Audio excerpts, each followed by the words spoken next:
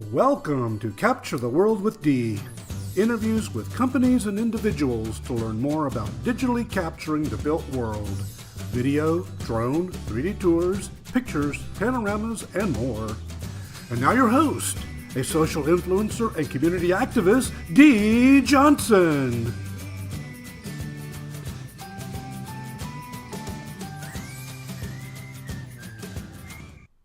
Good morning, everyone, and welcome to Capture the World with Dee. I'm your host, Dee Johnson.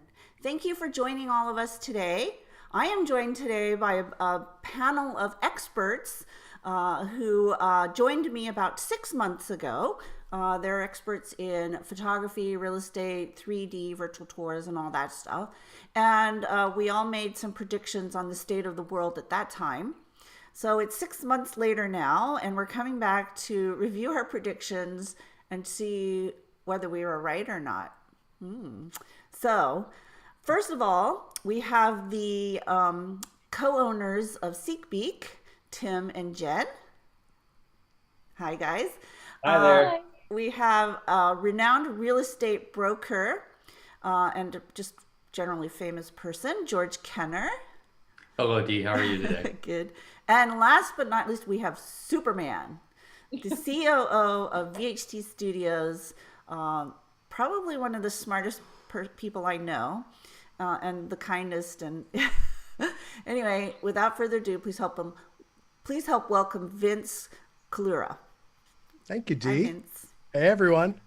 All right. Hello, Vince. Now that we have Superman amongst us, we're good, right? You realize I'm going to get hit for the licensing or something. Right?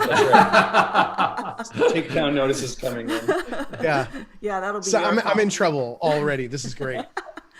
All right, so let's look at some of our predictions that we made 6 months ago about the state of the 3D world. All right, go ahead and there we go. All right. All right, we'll start All with right. Tim. Before we jump in real Yeah, quick, yeah. like, is anybody else nervous about this all of a sudden? I feel like on your first version of the podcast, I was like, I'm going to say some stuff. Like I was so cocky. And now when I got this notification, I legit had like kind of the sweats because I don't remember what I said. Right. Yeah. We're gonna So- remind you. Yeah. Well, nobody should be as worried as me because nobody's prediction was as wrong as mine. So Thanks for taking one for the team, D. Yeah. They're crossing their fingers. actually, Tim and Jen from SeekBeak, you did a really good job. So let's go over your predictions. So you predicted an increase in public service clients, education, museums, cultural centers, zoos, destination marketing campaigns, etc. You want to talk a little bit about that? Yes. Do you want to talk a bit about it? Go ahead. All right. So yes, we have seen an uptake in those, more so recently destination marketing campaigns as things are getting a little bit more open somewhere. So we've had tourism companies jumping on board because, well, people can't do a lot of tourism, but they need to still keep that interest alive until after the pandemic when people are allowed to travel there. So we've seen an uptake in that recently. However, just after we did this, we saw a huge spike in the virtual trade shows and virtual expos and all of that related stuff. I had no idea it was such a monstrous industry. And every day I would get a handful of emails from, we're a trade show company. Oh, we used to host trade shows, or we used to host physical trade shows. And yeah, I had no idea it was such a big thing. Yeah, and that so one was unseen. that was a huge I think one. that's very true because I've had a lot of my followers ask me, hey, I want to do a trade show. Yep. And so we've now also made a lot of inroads with designers who do renderings of physical spaces and stuff because people can't go and take pictures of these venues anymore. So they need someone to render out their content. So we've been kind of handballing jobs left and right to people who do renders and making those connections, which has been kind of interesting.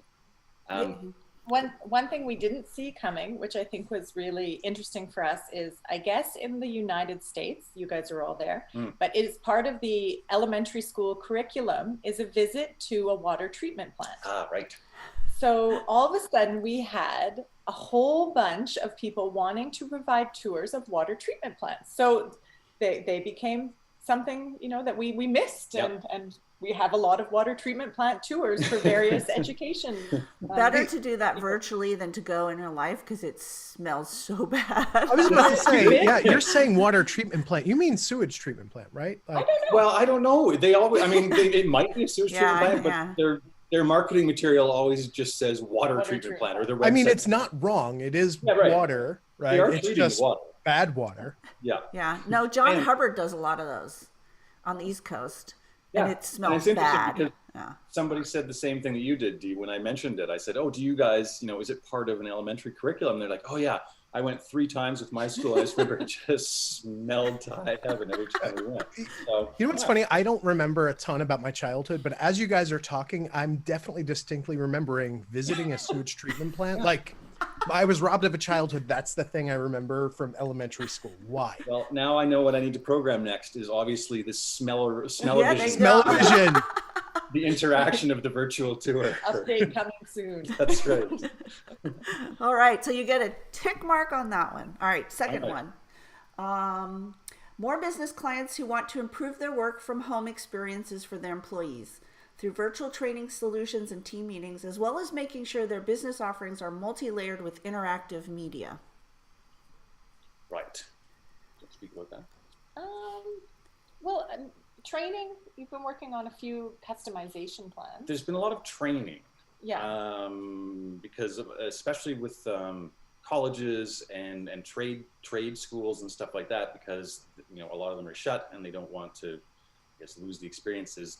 Business clients, there has been a lot of onboarding, especially now that a lot of people are doing work from home. Yeah. People will set up virtual onboarding as to, you know, what does your day look like now when you're not working at the office, or, you know, what do we expect from you? And they can, like, you know, tour a day in the life of the work from home person and stuff like that. I don't think we became a competitor to Zoom No. or anything, but I mean, certainly that has become part of everybody's reality. Yes.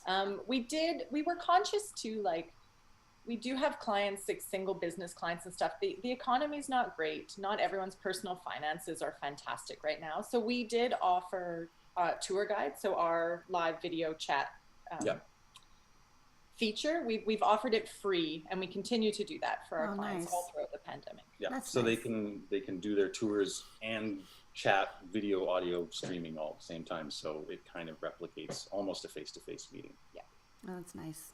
Check. Okay. 2 out of 3 so far. So far, so good. Okay, there'll be more remotely real-time guided showings of high-risk and even low-risk areas, including nursing homes, senior centers, and even perhaps residential or commercial properties using 360 scans and software like our tour guide. Yes. So that one, absolutely.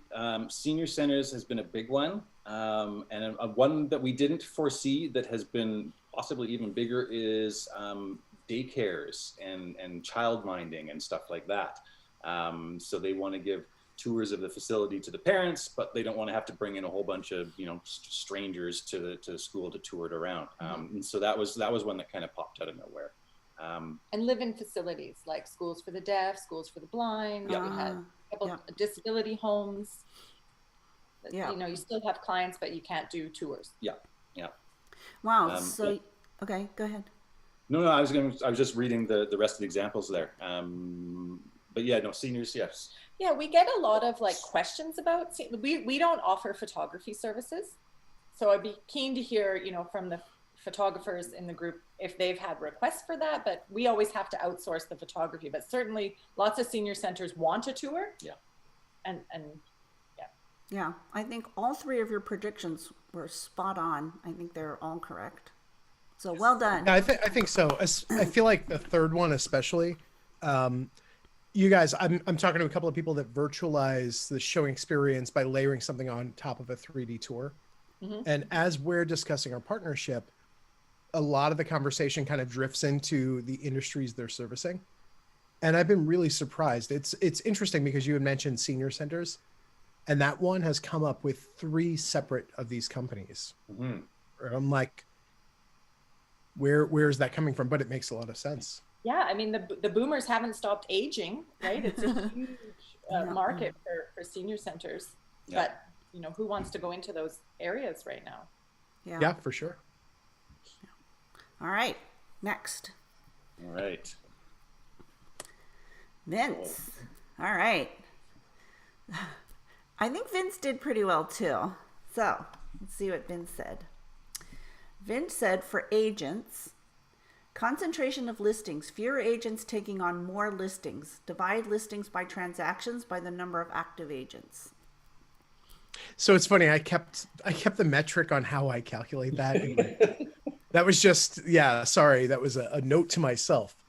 Sorry. So here's what I like to do on mine, because I can speak to mine, but it's very specifically to VHT's like vantage point, right? So I'm curious to get a thumbs up or a thumbs down from the rest of the team here. We are seeing this, right? Overall year over year, listings are down a little, right? Listings trended for us. We're down less than the industries, than the markets we're in are down, but our agent to listing count has changed, right? One of the yearly numbers we track is listings per agent, right? And traditionally that's been like 4.6 something, right? And we saw over the past 6 months that it went up to 4.8, which seems like a minor difference, but looking at last 10 years worth of history, that 4.6 something has been pretty steady. So it's a minor difference. What are you guys seeing? Do you have any input, George? Well, I think the prediction was right. And I think that there's a bunch of different reasons for it. One of them was the National Association of Realtors and most of the State Association of Realtors was able to convince the Fed to extend unemployment benefits to all realtors. So we had a period of time where if you weren't really a high producing agent, you were picking up that money. One of the other things that, I've seen through some of my friends is they were running a team of, say, 5 agents. Well, they went to 2 agents because the other agents weren't making any money and went on unemployment. So that one agent, even though 3 agents were working, is taking the credit for all the listings, even if he didn't acquire it. So we could have that skew in numbers, but with what happened with extending unemployment to realtors, I think it had an effect, but the overall prediction, I think, is correct. Yay. Check. Okay. Let's talk about media providers. Okay. Panic reactions, 50% off specials left and right. People get freaked out by the accessibility of tech. And this is one where 50% off specials, one of my biggest competitors is still there. They launched that about 6 months ago. And I'm definitely seeing a lot of folks kind of panicking and going discount, right? Like just by default. So from what I see, and I'm paying attention, remember, we have 2 types of competitors. We've got sort of the large companies, right? And then we've got the independent photographers, right? The one-off photographers, which are my favorite competitors because they keep quality up. We're definitely seeing everybody's got an angle. We're in discussion with a major national company about 3D tours right now. And when we produced our initial proposal, they came back to us with a counter at $75 per 3D tour, and they included my competitor's quote. So you've got somebody trying to commit to a $75 3D tour, and we're talking about Matterport, so we're talking about a real time on site. It's not a five-point capture or anything like that. So I'm seeing it. Really, it's interesting because that to me is counterintuitive. Because I would have thought during the pandemic, photographers would be in higher demand. So, I mean, overall listings don't last on the market. So we definitely, so there's that. And I think ultimately, I think people in the face of any adversity, you kind of go back to what works, right? And if you're in business for any period of time, you can motivate people with discount services. So true. I feel that there's that. And also remember, Matterport launched their iPhone capture, not too long after we had your podcast, which I think, definitely sort of lowers the bar, right? So it used to be a Matterport camera was $3,500 and you needed to really know how to use it. So the bar was set high. But now, in theory, you're going to pay me to create something that you could do, in theory. So, yeah, but anybody who does Matterport with the phone is crazy. Yeah. I can see with the spherical cameras that makes more sense. But Yeah, for sure. I'll throw that in there. There are now what seems to me to be a lot more media providers, and by media provider, Yes. I mean somebody that has lost their job perhaps and says, oh, I've got a spare $500. I'll go pick up a Ricoh Theta. Hey, I'm a virtual tour creator. And so there's all of a sudden there's a huge influx of people that have spare time. They got a couple extra bucks, they buy a camera, and now they're producing virtual tours. If you check, certain forums and Facebook groups and whatnot, there's a ton of, hey, how should I price this? Oh, and yeah, totally. Like it's a constant stream, and everyone, oh, maybe do your first few for free and get your foot in the door and this and that. And it's slowly, everything's just kind of. I agree with that. There's definitely more providers for virtual tours, and there's more little companies popping up, but we'll talk about that later. So in one of my markets, we've got a competitor that's come in, and they're a 3D first company, right? So they're a company that captures 3D and they pull the photography from it, right? And I get it, right? But this company, who's got kind of no real vision on like what they want to do for the industry, they just sent out a recruiting email to sort of the entire market.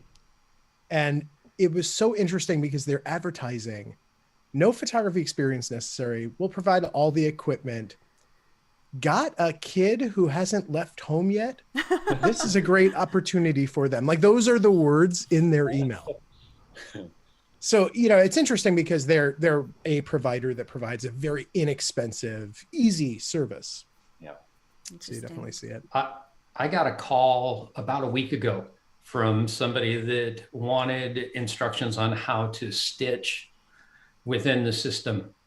And I said, well, really, I have a more expensive camera. I've never really done the stitching. It's not anything that I would want to get involved in. And I was actually going to send them to UD and say, hey, look, they're willing to pay. But, in part of the conversation, they asked me what I thought of the market for it.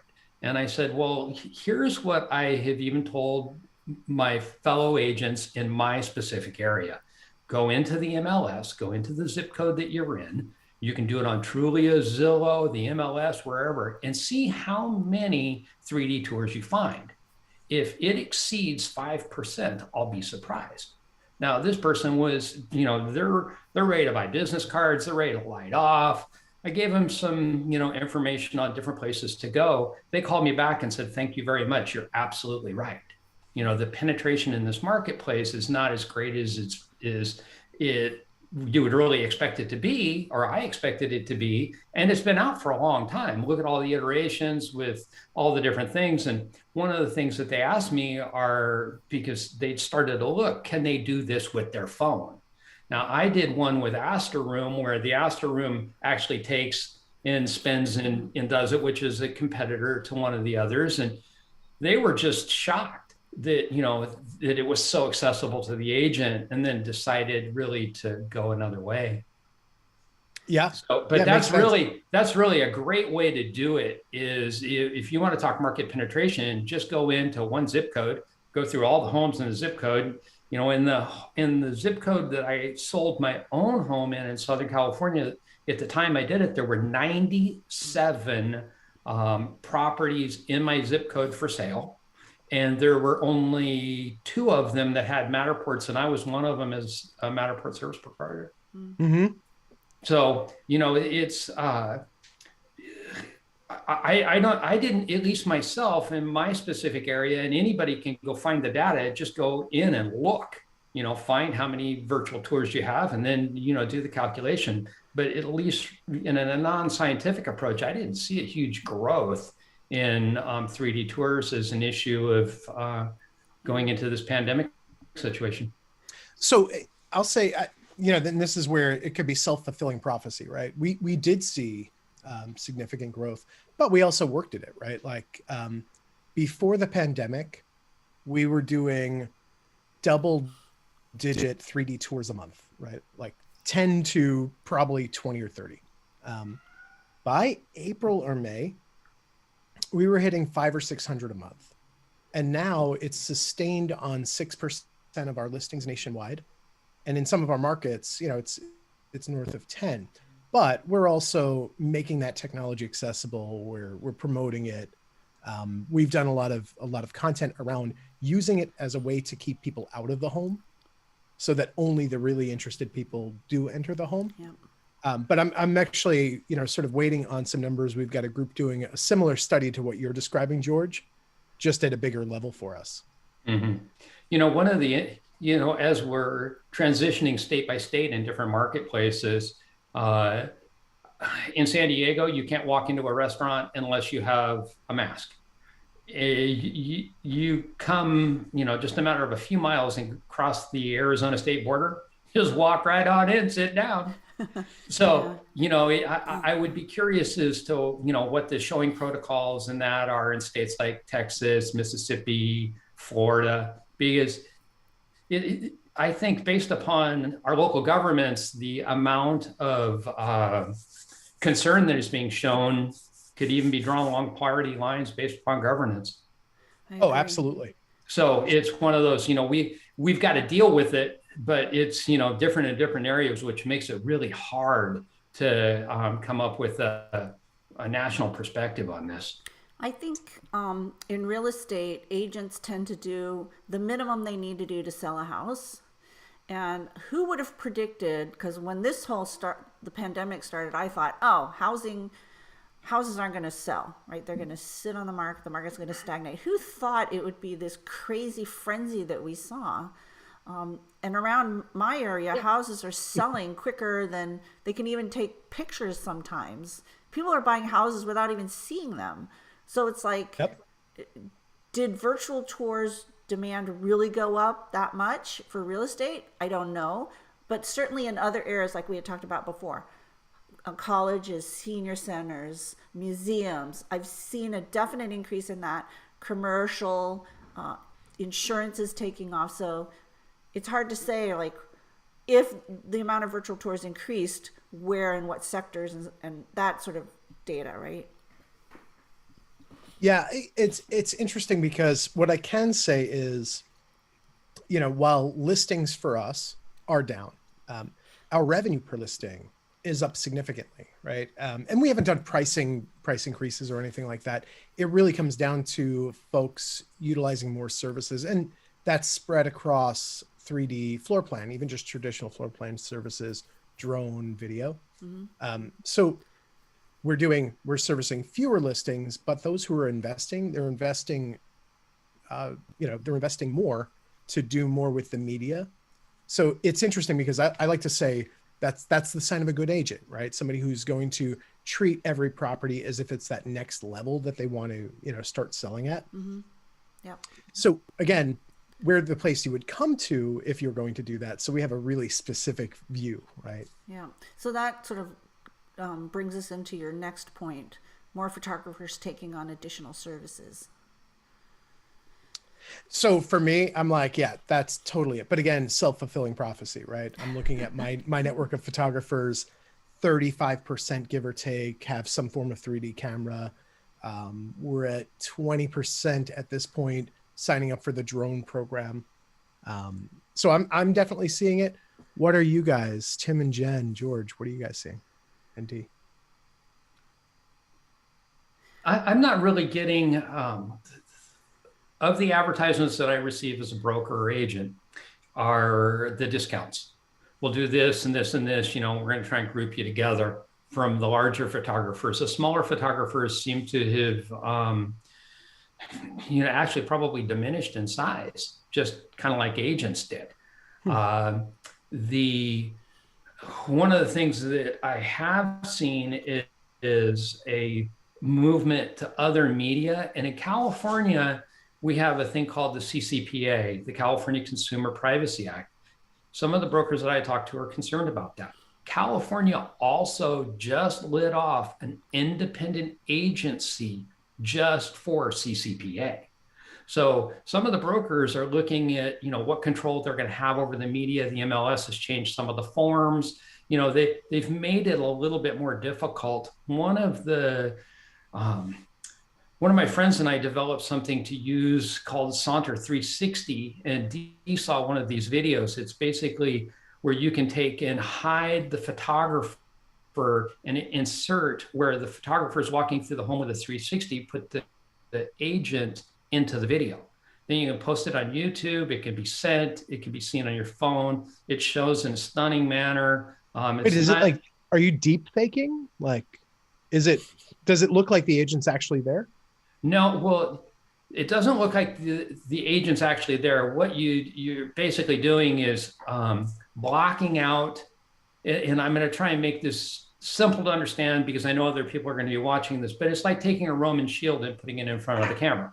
But the Roman got it. Okay, got it. Yeah, You're using it as a cover. Yeah, Smart. you're using it as a cover, and then you put the advertisement of the agent, in a picture frame format in this. And I just saw one that was done for a home that's about $2 million here in San Diego, and it's stunning. I mean, there's discussions, I know, trying to bring this in to a large California brokerage, one of the top 4 in the nation, and they want it because of CCPA. The photographer can release the copyright, and then it can be deleted. And potentially that's something that, they're looking at. When California comes out and sets up, it puts on the ballot, do we start a new agency to protect consumer rights? And everybody votes yes. Exactly where it's going to go, I'm not sure. But, and a lot of us, all you have to do is say lawsuit to a broker and he'll run. He's like, oh yeah, you don't see him no more. And if they hold or control that, and there's, at least in California, one of the things that a lot of photographers were dealing with was a request for the release of the copyright of the photographs. And they were like, I'm doing that. Yeah. Well, then, they started to see their business start to go away a little bit. And they came up with, different forms. Hi, I'll release the copyright, but you don't have the right to resell. There's, different iterations, that came through. But that's something that's still evolving. So but I think 360 video with where it's going, yeah. I think that has a place in our marketplace. I think you're right. How it develops, I'm not really sure. Those 360 videos are awesome because you can stop it at any time, and it's like taking a 360 pano at that location. So that kind of does away with the virtual tours. And another thing, and this is from an agent's perspective, and of course I'm biased, it's my 35 years of experience, but I think the smell of cookies in the kitchen when the agent walks away, walks outside, and the husband and wife have the discussion, that's when the house is sold. Yeah. And you need to be able, to do that. First, they buy the neighborhood, then they buy themselves sitting in a private manner in that home. Yeah. And everything else just kind of is like supportive. It's like seeing a beautiful car and getting the brochure. That's one of the reasons some high-end manufacturers of cars still make brochures. They want you living the experience wherever you go, even if it's into the bathroom. So getting to know the neighborhood is drone, because I see drone taking off. And then the 360 videos are, it's fantastic. Mm-hmm. It's quick. We thumbs up that too, Vince. I mean, we've definitely seen a request for those additional services. Mm-hmm. Yeah. Actually, my 2 cents is it's not just photographers that have taken on additional services, because we don't deal just with photographers in real estate. So what we've noticed is that a lot of companies and things like city municipalities and larger government structures that usually, kind of meander and do things very slowly, they've now all of a sudden been forced to jump into virtual technology, right? Because of circumstances. And so, for example, one that springs to mind is virtual town halls has been. I've seen a lot of those. Yeah.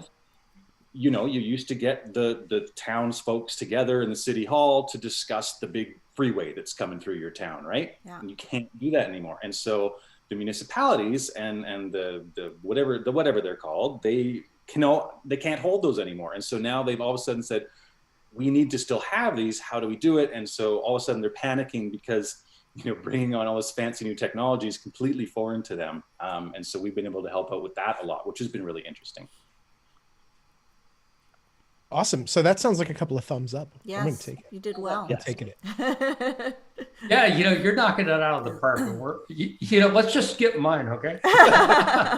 We have to get through them. All right. So Okay, suburban values increase.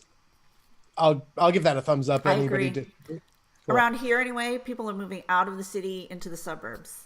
Yep. Yep. Canada. So the last one might be my first loss. I'm not sure what you guys are seeing. I think you hit it on the I think you nailed that one as well, because in San Francisco, people are moving from expensive San Francisco, since they're all working from home, moving out to the burbs. And my children live in Berkeley, which is part of that city, and you see rent just dropping in those cities. Oh, yeah. I mean, it's interesting because this is the one where I've been watching it closely, because there's a direct correlation in our luxury markets to our revenue per listing. So it's something I do watch, and we definitely have seen it. But I only track like 6 of these high-end markets. In San Diego, I recently saw a video released by a realtor, and it says, San Diego downtown's not dead. And then she showed 3 things. So she's fighting the perception, at least in the public, that real estate downtown is dead. And we really just started off with the high rises, meaning every time you turned around, there was going to be another new high rise, and it was going to be another new higher value, a couple $1 million to sit and look over the bay. Well, now you're taking and spending a couple $1 million buying a mansion out in the east, hoping you get some view of the ocean. Yeah. When I was at Google, gosh, a few years ago, most of the rich Googlers were going from suburbia to the city, and there was this big rush for everybody to live in the city, and I don't know why, but they would all commute from the city down here into the valley, pay higher rent so they could be, which was considered the bougie thing to do, right? I see the reverse of that now happening, so it's interesting. And it'll be interesting to see what happens when those people go back to actual physical jobs, right? The physical buildings. So yeah, I feel like that's a whole other really interesting discussion, because the business community at large figured out, like most businesses a year and a half, 2 years ago, did not have a work from home program that was, sort of far reaching. And now if you're still in business, you figured that shit out. Yes. So I do wonder what things look like. I had this great conversation with this guy, Warren Hershkowitz, who works in commercial. He actually was working for WeWork at the time. And the question, or sort of the spitballing we walked away with is, we're going to see some sort of cycling and rezoning long-term, right? Because people who live in cities may need more space because they're working from home. Yeah. Mm-hmm. And businesses, we don't need the 46,000 square foot location that we have. Yeah. It'll be interesting to see how many companies stay remote 100%. Some of them have, right? The company my brother works for has decided they're 100% remote. So he's never going back to the office. So it'll be interesting to see what the bigger companies end up doing. For sure. He needs colored lights for his office then. Yeah, you've got 2 experts on this call that can help you with that. Hey, I have that upstairs in my house. My son has that all around his. Nice. All right. Cool. Next So slide. I think you were pretty good too. All right, you guys. Sweet. And next up is George. All right. Uh-oh. Oops. Back we All go. right. So George had a long prediction, and I summarized it in one sentence. You have to go back. Yeah, I'm going back. There we go. Okay. Another housing crisis from the loan and financial standpoint. All right. So basically, George said, I have a feeling we are going to see things fade into another housing crisis from the loan and financial standpoint. And then you talked about the Federal Reserve chart. So do you want to talk about that? It hasn't developed yet. but it's certainly out there looming. So your You know, prediction is there were 2 articles, and anybody can go get these and read them. One's out of Los Angeles and the other's out of Las Vegas. And both of them are basically saying, you know, we have a real problem here because of the mortgage default rate and the number of people that are not paying their rent. The rent extension is still gone. It is, you know, they keep extending it and extending it. I have a friend that has a $5,000 a month rental in Santa Barbara. She has not collected over $70,000 in rent, and she can't evict the person.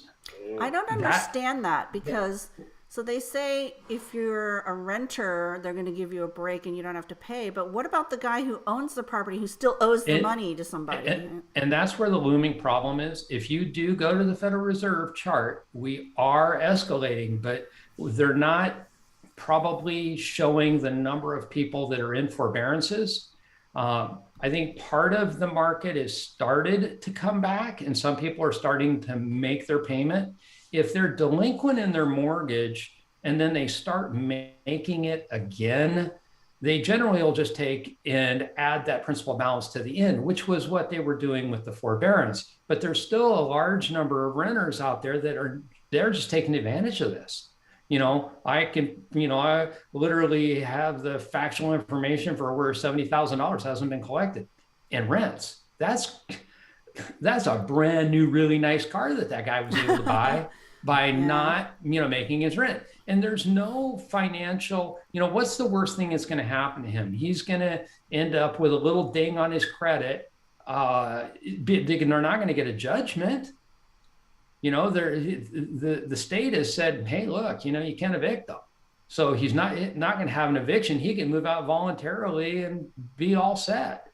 And for the political climate in our country, as divided as we are, not looking at the realities of, you know, we're really all one people, you know, we're all in one economy. This is crazy. Mm-hmm. I can see it. I've been watching, and I don't want to use the E word for what happened in November, but Arizona's going nuts. I mean, they really believe that there was shenanigans going on when people were casting that paper, and it's not done in Arizona. And if they find out that, you know, things were modified away and illegally done, we're going to have what it's going to do is it's going to break consumer confidence, and they're going to have to come up with another type thing. You know, they gave us what, $1,400 and then $600. And, you know, that money they give money to foreign governments, just give it to them as a gift. What they're doing is they're advancing us a loan that we got to pay back in the form of a tax. Yeah. You know, they're upping the debt, you know, all those financial things are still in play. And I'm really, you know, they were supposed to end the rental eviction standard at the end of March. Let's see what they do. Yeah. You know, now we have, you know, crisis upon crisis. You know, I used to work on the border, and I've seen that firsthand inside the buildings with the badge and gun on. And what's going on down there is a real crisis. You know, we got real issues on our border. So, you know, how that plays out. I mean, housing has always been tied to politics. So, you know, I don't think we're out of the woodwork there yet. So yeah, I feel like I've got to agree with George on this. You know, this is a dollars and cents issue, right? That's been sort of shifted up a rung, right? From the renters and the homeowners to institutions. And yes, there could be bailouts for sure. But I think that it's so great that you can't politic your way out of it, right? Like nothing that happens over the next 4 or 8 years, I don't think gets us out of whatever the repercussions are of nearly a year of, you know, moratorium on foreclosures. That's still a thing in a lot of markets. Rent forbearances, all this stuff, it's just debt that's being shifted onto the backs of institutions. I don't think it's avoidable. I think that George, you know, this hasn't happened yet. Now the question is it another 6 months? Is it another year? When is it? Yeah, Well, interesting. and again, if the economy takes off, it'll lighten that load. But if the economy doesn't take off and, our consumer confidence is shaken up, and this is just a question, not to be answered, but it's a good question to ask everybody. When the $1,400 arrives, what are you doing? Saving it or spending it? Well, the idea is to spend it to stimulate the economy. But me, I think I'm saving mine. Are you So- you're getting that? Yeah, all of us are. Not everybody. Well, depending upon what your income was on, on your expenses, how much money you made. And, I think it was what, if you make over $150,000,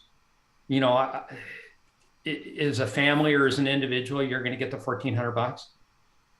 So I'm not counting on my $1,400 arriving, but if they send me $1,400, I'm not going out and spending it just haphazardly. It's not going to be the down payment on my new car or anything like that. Well, I'm putting it wasn't right that- into crypto. Wasn't Yeah, that right. money supposed to be to help Right, they people used to like help. put food on the table and pay their rent? Well, I saw something today where they were talking about the number of homeless veterans and how they're, based upon the crisis that we're having at the border, getting hotel rooms for those entrants. And, at some point in time, the citizens say no. We haven't reached it yet, but, we could be at that point. And our media is, in my opinion, kind of messed up. I mean, you're almost, even as we're speaking, we wouldn't have this opportunity to reach this many people and have our voices heard, say, 10 years ago. Right. Well, now I feel as though the media is really more agenda set than it is information set. You have to come to somebody like us to get legitimate information.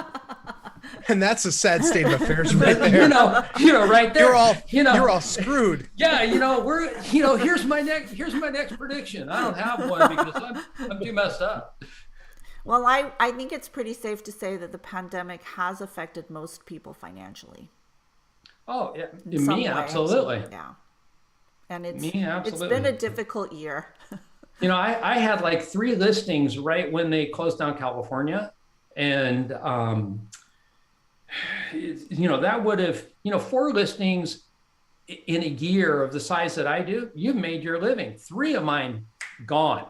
Wow. They're not, and everyone's leaving, not everyone, but there's a large California is losing population. Some of those are homeowners going to Texas, Yep. Arizona. Yep. I purchased a home in Arizona a couple of years ago, and I've seen a substantial increase. One of my family members just moved to Arizona also, but are maintaining their California residence for now. But as soon as they hit retirement, boom, they're done with California. Yeah, it's expensive to live here. It's not just that it's expensive, it's that, the social atmosphere is changing. I mean, at one point in time, San Francisco is the most beautiful place. I loved to go there as a kid. I don't want to go there at all right now. I have no desire to go back to San Francisco ever. And that's really pretty bad. That's not a very nice thing to say. No. But it's, you drive through downtown LA. When I was in law enforcement, I understood the strength of railroad right-of-ways. I worked with the railroad police a little bit. And if you were in their right-of-way, they were absolute authority. You get on the train and go through Los Angeles on the train, and living in the right-of-way under the overpasses are massive amounts of homeless. I mean, if a train came off the tracks, it'd kill 100 people. And we're not, there it is. Yeah. We're not doing anything. That's one of the reasons that we're having the people flee the city. That was, part of, why our city property value is falling. Yeah. All right, let's move on. All right, so George, you get we don't know yet. I don't know. I'm George. I'm giving you a thumbs up because, but that's I'm 1 of 5, right? All right, so now my predictions. Increase in the amount of 3D scanning. Done. I think there was. That's Yeah. so, yay. new players in this area who will emerge as the leaders. So I'm seeing a lot of companies popping up in Europe and in Canada who are offering virtual tours. I see a lot of people from, I would say that Matterport was somewhat the leader in this.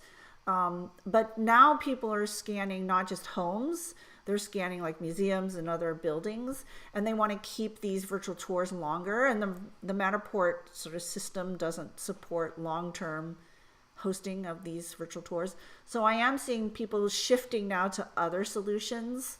So I don't know that anybody's emerged as the leader yet, but I do see more popping up. So I would say that was a good.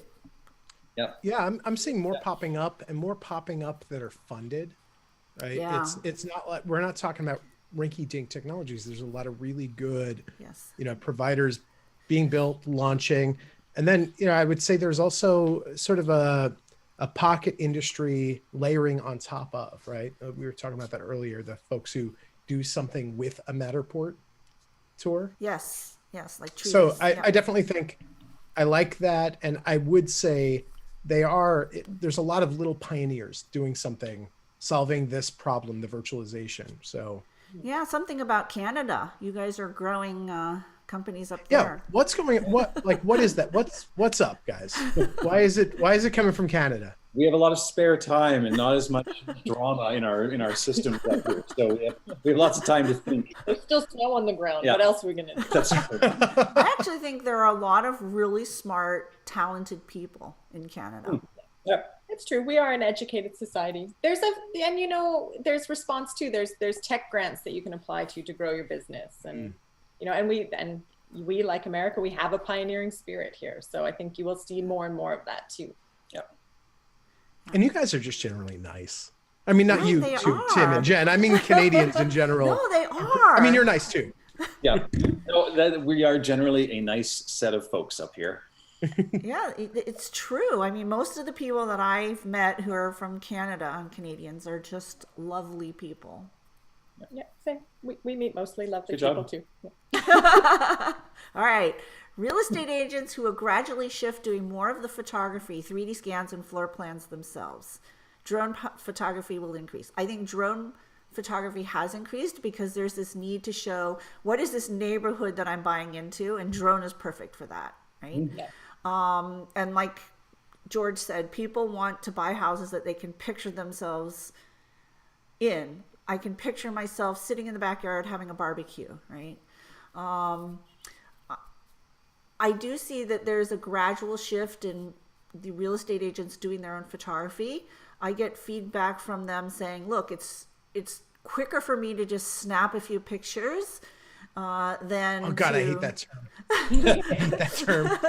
than to like organize a photographer to come in and do it. And even at the PFRE, they had a talk that I believe Chasey gave that was talking about how to take professional level photography from your phone, right? So there is this, I see this gradual shift in real estate agents doing that part themselves. Does that sting you a little bit when you hear stuff like that, Vince? Professional photography from your camera phone? So yeah, it does. And this is something I see like kind of an undulation on, right? Every time Apple releases a new iPhone, like most real estate photographers turn into freaking Chicken Little, right? Like it's like, oh, that's it. I'm selling off my gear, right? And you do see agents kind of pick up, but until they figure out, and they could figure out, right, how to build or abstract the expertise, right? So full disclosure, some of the shots that I've taken, sold, printed, whatever, right, that are in use by clients were taken on this, right? Because I'm a competent photographer. I'm not the best photographer, but I'm competent. I could buy an agent, a Hasselblad camera, no problem. What are they going to produce with it? Yes. Now, what's gotten more accessible is the post-production end of things, right? Yeah. There's a lot of companies right now. I'm not going to name them because why would I, right? But there's a lot of companies right now that for a couple of bucks will spruce up your photographs. It's lipstick on a pig, it definitely helps, right? But long term, it just makes the agents that invest in professional services look that much better. So I will agree though, right now, I do see a lot of agents, and some of it is, I would say even more driven by the time on market, right? Our cancellation rate has definitely sustained a higher than average level. And when we dig into the data, we'll see things like listings sold before we could even shoot it, blah, blah, blah. But in the feeds, we are seeing photographs, right? Which means the agents are still grabbing something because they need it for their records. So you have me agreeing on that. Agents doing floor plans is a thing. Yeah, it's interesting. Yeah. So I do have to say one thing is that from your perspective, Vince, you look at photography and you're like, oh, that's a horrible photograph. Like when I went to PFRE, I remember everybody did, and every talk they started with 2 photographs, right? Here's one, and everybody would be like, ugh. And then they show another, and they'd be like, oh. And I'm like, wait, I like the first one better. Like you guys are all photographers, right? I'm like Joe Average. I don't see that stuff. So while you guys may want this fantastic quality, which is what you think quality is, it's not necessarily quality for me, and it's consistent. I can always pick, if you give me 2 pictures, I'll always pick the ones that photographers think is bad is the one I like. I feel like we need to test this. I feel like you're going to be on VHD Live, and we're going to do like a hot or not segment, or shot but or it's not. like if I'm buying a house, I just need to get the idea, right? Because I'm the type of person who's not going to buy a house unless I actually go to visit it. Unlike some people, but that's okay. But just give me an idea. I don't need I'm not going to critique the quality. You want lens flares coming out of every light? I'm going to avoid using the word train new agents, but when I share with new agents, there's an expression I use that's called Playhouse 90.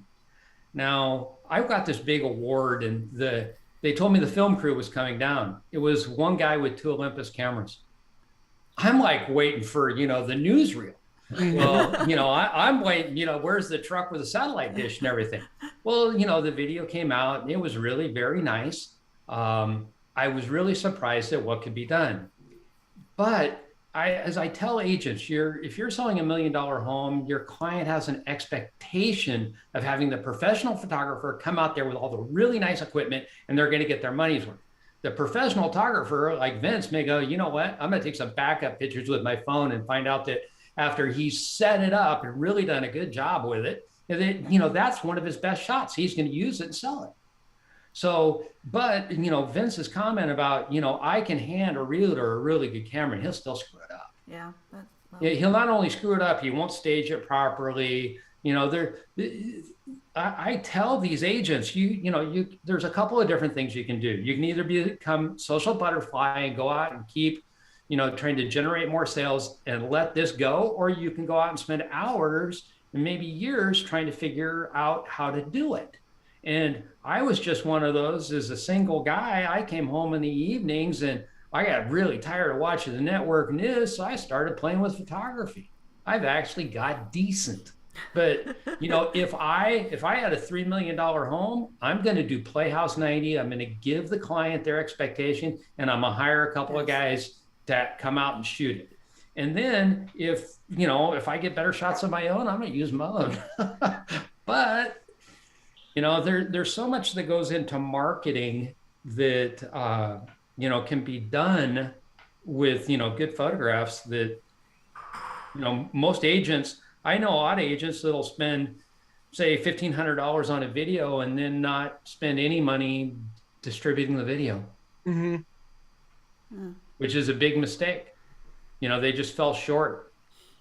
Interesting. All right. It's like an Academy Award-winning movie nobody sees. Ain't gonna win no award. All right. Yep. So how do you feel I did on that one? I think you did really well. We haven't covered your last point yet, Dee. How has that gone for you? Drone. Oh, okay. Wait. We're getting that. Okay. Let's do a quick vote on row number 3. Right. Like, I'm giving it a thumbs up. I hate it, but I'm giving it a thumbs up. Okay. My last prediction, which is my best prediction so far. The world will be a peaceful, happy place with no pandemics, violence, hatred, or division. Yay!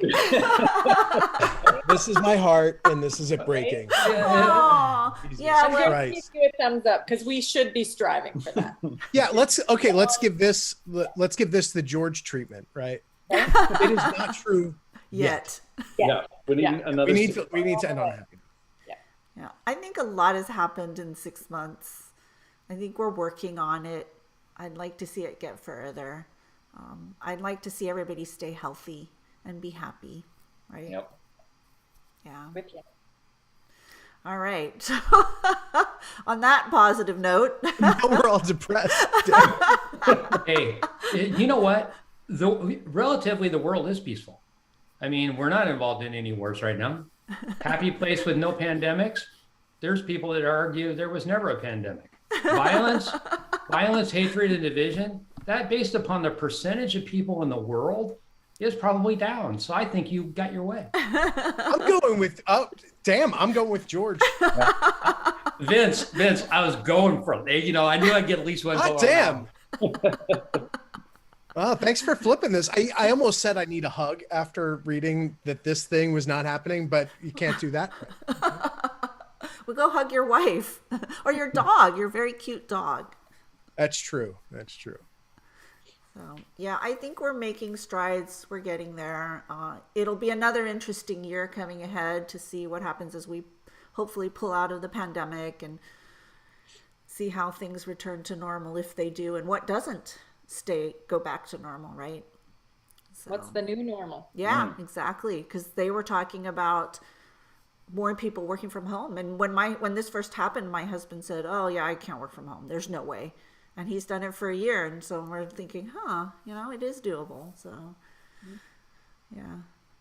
So hopefully he'll stay at home. If not, I'll be in trouble and I'll have to get another job. When he's home and I can bother him, then I'm happy. Are you saying suicides and murders could go up? The divorce rate, I have not been tracking that, but that would I'll be say interesting. This, like Tim and Jen, the fact that you're sitting next to each other right now, smiling. Yeah. Yeah. You did it right. I haven't been pinched once. Right. Yeah, I feel like anybody who's okay today, you made it through like 11.9 months of more contact that you've ever had with your spouse. Yeah. No, I've loved this because my biggest thing was I was working because I didn't want to be home alone, right? That used to drive me nuts. But he's been here and we're getting along, and I've just really just loved the time that I've had with him, right? And he's in the other room. He can hear you. No, I mean, this is like a dream come true for me. I don't know. And then my son, who's the doctor, he's living with us now, and he comes home and I hear stories from him, and it's just so heartwarming, right? To hear how he's helping people, and he has great stories. So yeah, there are positives from this, and getting to spend more time with people that we live with has not been a bad thing. Yep. For sure. So we can all go and hug our spouses, except George, you can go hug your camera.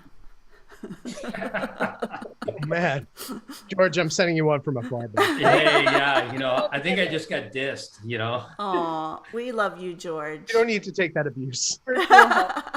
All right. Well, I hope everybody watching has really enjoyed this session that we've had. I hope that it's been entertaining, and also maybe you've learned something. And thank you all, the panel, for joining me. Tim, Jen, George, Vince. Maybe a year from now we could do this again. I don't know. Let's see. Our pleasure. All right. I mean, my pleasure. I hope it's their pleasure too, but It is. Our pleasure. Hey, see you later, Superman. And we should have Tim and Jen on the podcast shortly, in maybe like a month, to talk about some new stuff coming down the road. Number 3. All right. Yeah. So stay tuned. Talk about those real estate agents that pop up in the video. Yes. Ooh, so some new and exciting things coming out of SeekBeak.